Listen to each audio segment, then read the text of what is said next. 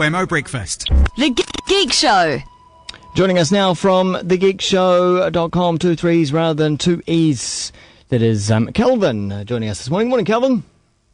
Good morning.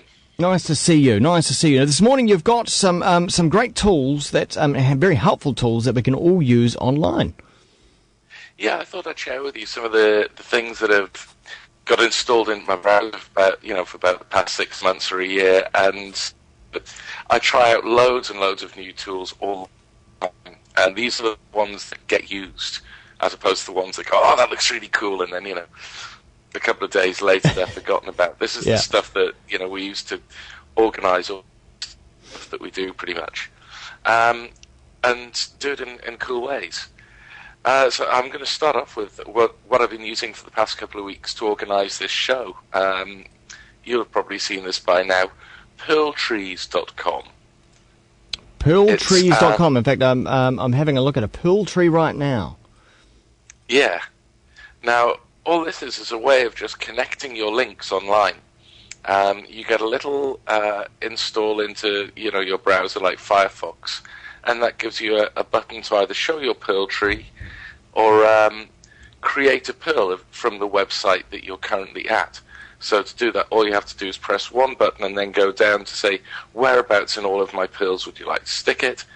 And that's it. You can forget about it after that until you come back to your Pearltree and find that, you're, for instance, those looking online here can see my WebTools Pearltree surrounded by a little ring of Pearls, which are the websites that I'm going to talk about. The first one at the top there being Pearltrees. Yes. And the nice thing is this lets you reorganize these just on a simple drag and drop basis. You can move them to whichever, you can move something from one Pearl to another one very easily. It just makes a connection to the nearest one. So it's just like many other ways of keeping your links tracked, like Delicious or something like that. But it gives you such a beautiful graphical view of it. And some people like working in this way, don't they? In a graphical way rather than using words and sending emails. Yeah, it really lets you visualize everything. It lets you without leaving the interface, you can just get a quick look at what the page is going to be like. And the other great thing is you can share these with people who've collected them from all over the world. And you can link those into your own webs of information. So here my Pearl is on WebTools, and the last thing that I've got in my list of WebTools is more links to other people's lists of WebTools. So if you're here, you could then go adventuring off to see what other stuff other people have. And that's now permanently part, there's a couple of who had some really great lists, and they're now permanently part of my little knowledge space because I've linked to them. So if they update with extra web tools, I'll be able to just look through my little WebTools Pearltree, and down one of the branches in the Pearltree, I'll find all their new stuff. Cool. So it's a great way of sharing knowledge, which is what a lot of these things that I'm about to talk about do. So, next thing in the Pearltree is Feedly. Feedly is a magazine-style front end to the functionality of Google Reader, which is an RSS reader. So anybody who has a Gmail account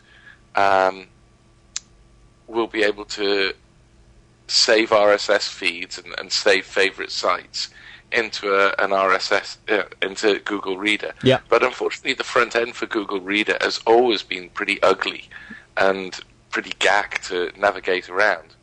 Feedly gives you something that looks a bit like a magazine, showing you just the pictures and the précis of articles. Then when you click on them, it doesn't actually take you all the way to the web page. It shows you that web page within Feedly, so you don't have to wait while the screen goes blank and something loads up. It just comes straight into Feedly. It is great. Now, let me tell you what one way I use Feedly. I use Feedly on a daily basis, but it's great because I have so many RSS feeds. There's so many different news sources coming through that there's no way I can read it all. But what Feedly does for me is that it pulls up the cream. It pulls up the stuff that other people have already voted up. So it pulls up the stuff that's possibly most relevant for me to read. Yeah, it's great for exactly that.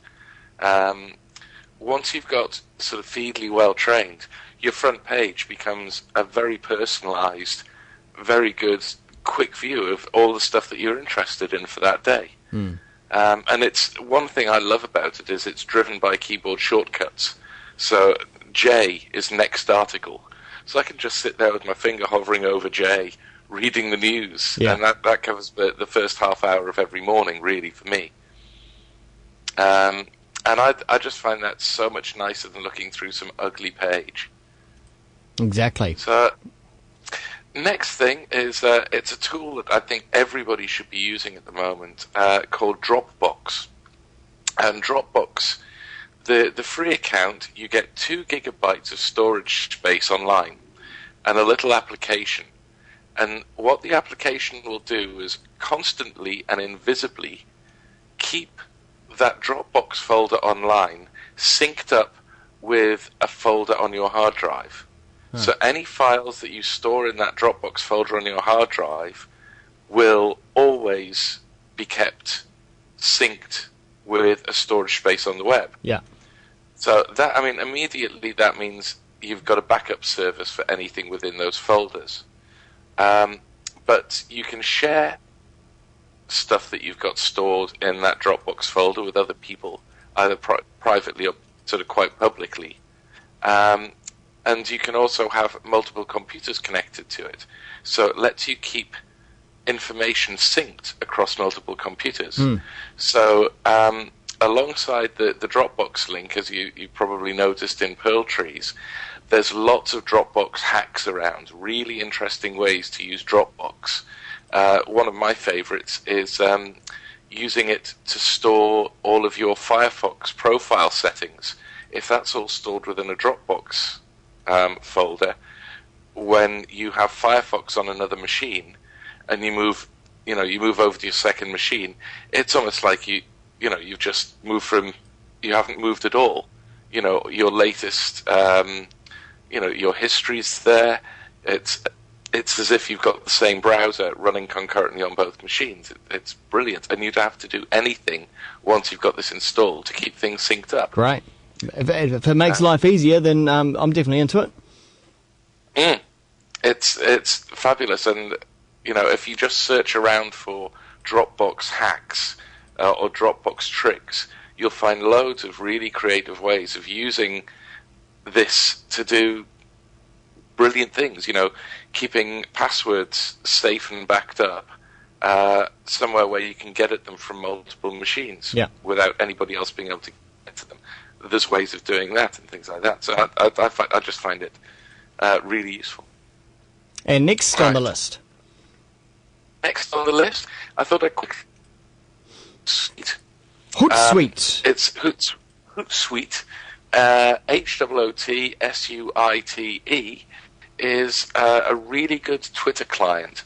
It adds quite a lot of extra functionality to Twitter. The ability to tweet something at a given time.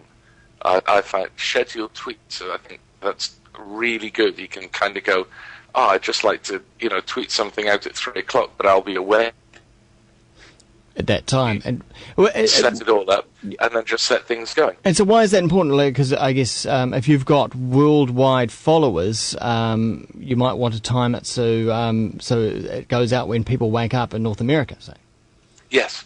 That's it. I often find that as well, and I'm doing a lot of research right in the middle of the night, and I keep finding all these cool things, and I think, but if I just tweet them now, it'll get lost in the noise, and the people that are on my contact list that are asleep right now won't see it in the noise of the morning, so I can set things to tweet the next day. Cool. But I find it particularly useful when we're doing things like tweeting from an event. Let's say we're doing Twitter coverage of an event that lasted 4 hours and had 8 different speakers on or something. Yeah. You could automatically set up tweets to say, and now it's 3:30 and the speaker is, without you having to do that. So you can put stuff in advance, which is quite handy. You can even set it just so that it's, sends you notes later in the day. Yeah, that's very cool. You know, it's just one of these useful things you can hack. And it does lots and lots of other cool things. It allows you to tweet under different aliases very easily. It allows you to set up filtered lists that only show certain hashtags and stuff like that. Yeah.